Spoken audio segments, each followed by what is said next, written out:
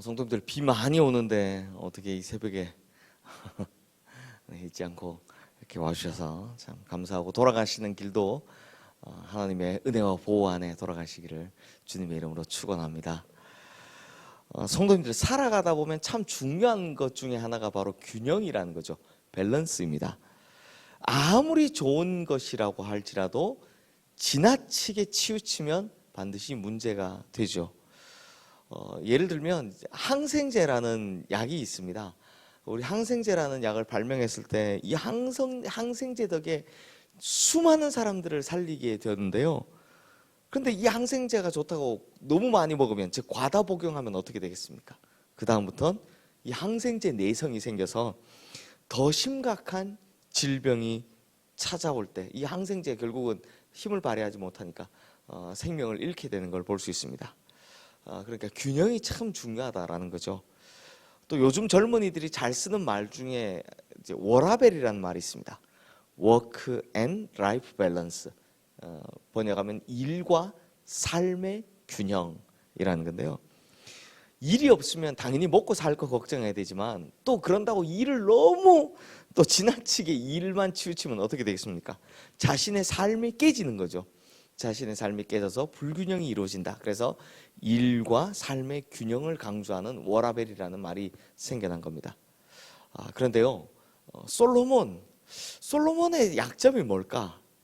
제가 생각해 보면 너무 많이 치우친다라는 약점을 가지고 있는 것 같습니다.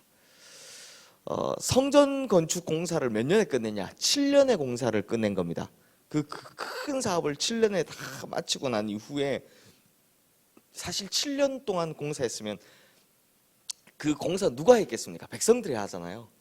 그러니까 백성들에게는 쉼도 필요하고 또 솔로몬 자신에게도 그러했습니다. 그런데 이 솔로몬의 욕심이 이걸 멈추질 못하게 하는 겁니다. 그래서 결국 성전 건축에 이어서 바로 왕궁 건축에 돌입하는데, 이 왕궁 건축은 또 몇 년을 하느냐? 13년을 합니다. 그 도합 20년 동안 공사만 한 겁니다.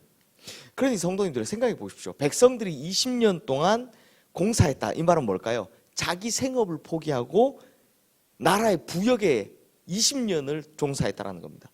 그럼 자기가 20년 동안 농사 짓고 해야 될 걸 다 포기하고 20년 동안 부역에 시달렸다라는 것과 동시에 돈은 어디서 나옵니까? 백성의 세금에서 나와야 되지 않습니까? 자기 생업은 없는데 세금은 계속 내야 되는 겁니다.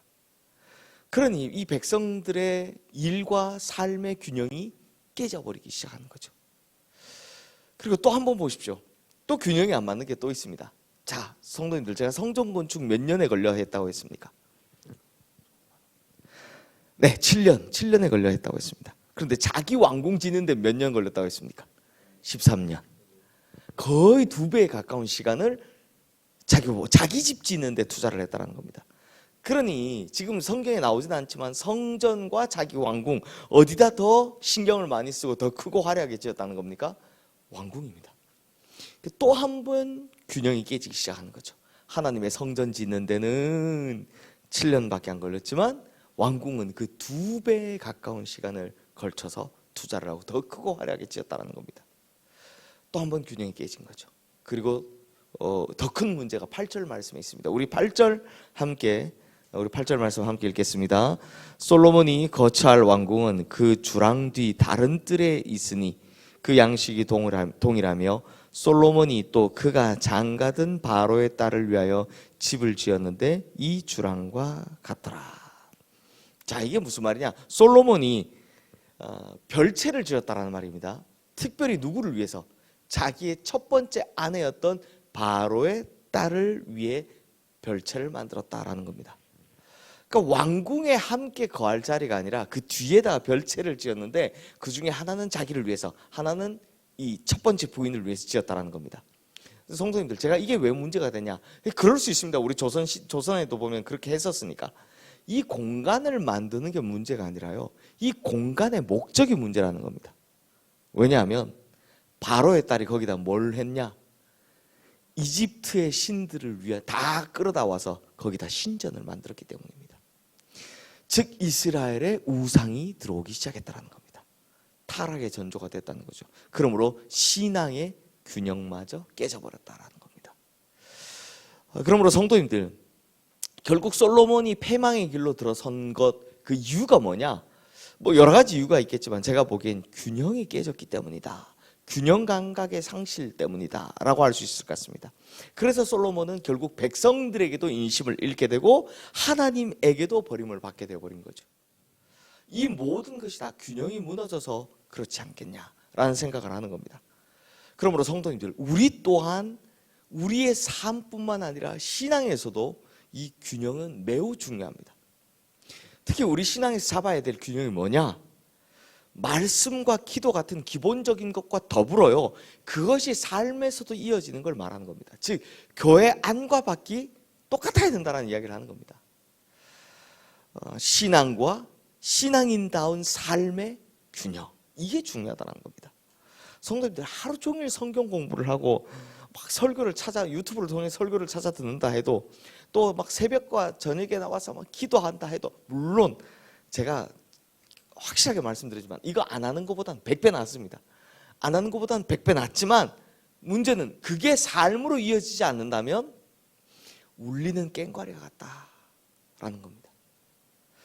주일 예배를 위시해서 뭐 새벽 기도에 나오시는 분들, 수요 예배 나오시죠. 또 금요 기도에 참 많은 예배를 드리지만, 물론 이 예배를 안 드리는 것보단 공적인 예배에 참여하는 의무를 다 지키는 우리 성도님들이 100배 낫지만, 이것 역시 성전 안에서의 예배로만 끝나면 이건 균형을 잃은 죽은 예배가 되어버린다는 겁니다. 그러므로 교회에서 모여서 예배 드리는 것만큼 뭐도 해야 된다? 삶의 현장에서 자신을 예배처럼 삶으로 살아가는 것, 이게 이 균형이 잘 갖춰져야 된다는 겁니다. 그래서 아무리 거룩하게 하나님 부르짖고 나가서 그 입에 욕설을 담으면 그게 어떻게 그게 균형이겠습니까? 하나님 간절히 찾았으면 삶의 자리에서도 하나님을 찾는 거고요, 말씀을 보고 깨달았으면 삶의 자리에서 그걸 실천하는 겁니다. 그러므로 예배와 삶의 현장, 교회와 삶의 자리, 다 균형이 잘 맞아야 한다는 거죠. 그러므로 항상 내가 균형을 잘 잡고 있는지 우리는 이걸 늘 생각하며 살아야 한다는 겁니다. 결국 이 균형을 잡지 못하고 정말 눈코 뜰 새 없이 바빴던 20년의 세월을 보냈던 솔로몬 보십시오. 그렇게 바쁘게 그렇게 열심히 살았지만 결국 그 시간 동안 뭐 어떻게 됩니까? 백성의 마음은 다치게 되고 하나님으로부터도 버림받는 시간이 되어버렸다는 거죠.